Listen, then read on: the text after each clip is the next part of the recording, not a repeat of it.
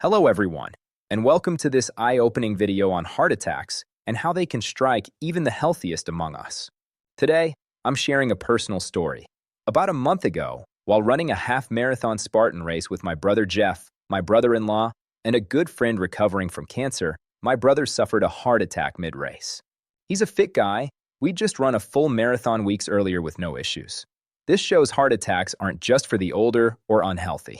Anyone can be at risk. We'll break down what really happens in a heart attack, the causes, why it happened to him, and most importantly, what you can do right now to lower your risk, no matter your fitness level. Let's dive in. The medical term is myocardial infarction. Myo for muscle, cardial for heart, and infarction meaning tissue death from lack of blood.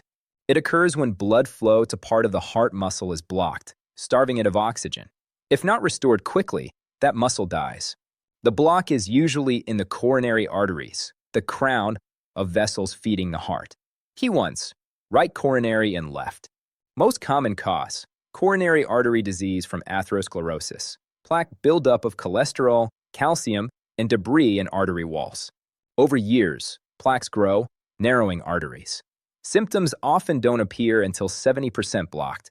That's why it's silent and scary. Stable plaque might cause exertional chest pain that eases with rest. But danger comes when plaque ruptures. The body forms a clot to heal it, but the clot fully blocks the artery. Sudden heart attack. Symptoms: chest pressure, shortness of breath, sweating, nausea. Women may have subtler signs like fatigue. Time matters. Irreversible damage can start in 20 to 40 minutes. Back to the race. Miles in, on monkey bars, Jeff felt heart racing, shortness of breath, no chest pain. Symptoms eased with rest, but worsened with effort. He got lightheaded, tunnel vision. Staff took him to medical tent. EKG showed atrial fibrillation, chaotic upper heart chambers beating irregularly, out of sync with ventricles.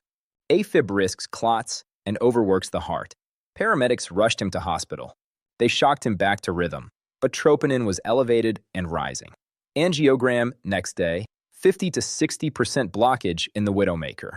Diagnosis: type 2 myocardial infarction from demand-supply mismatch, triggered by afib during intense exercise. Not classic type 1. Exercise plus afib pushed oxygen demand beyond what his partially blocked artery could supply. Triggers for his afib: likely combo: travel, dehydration, sleep loss, high caffeine pre-workout. He's fine now, working with cardiologist on lifestyle/meds. Stent possible if needed, but exercise is still encouraged. It lowers overall risk. Key lesson: even fit people can have hidden plaque from genetics, family history, or undiagnosed risks. But exercise helps grow collateral vessels, tiny bypasses around blockages. Jeff's training likely built collaterals, keeping him symptom-free until afib overload. Without training, it might have been worse. Collaterals from plaque too, but exercise is the healthy way to promote them.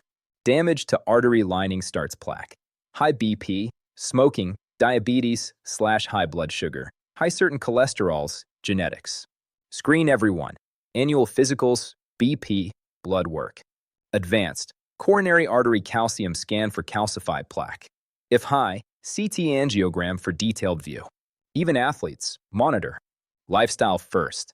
Exercise, heart-healthy diet, no smoking, good sleep, stress management. Reduce risks: control BP, blood sugar, cholesterol. Nutrients/supplements: vitamin K2, nattokinase, aged garlic, omega-3s, magnesium. My goal: inspire you to learn about your body and take control. Thanks to Brilliant for sponsoring. Check their interactive courses on science/math. If this helped, like, subscribe, comment your key takeaway. See you next time. Take care of your heart.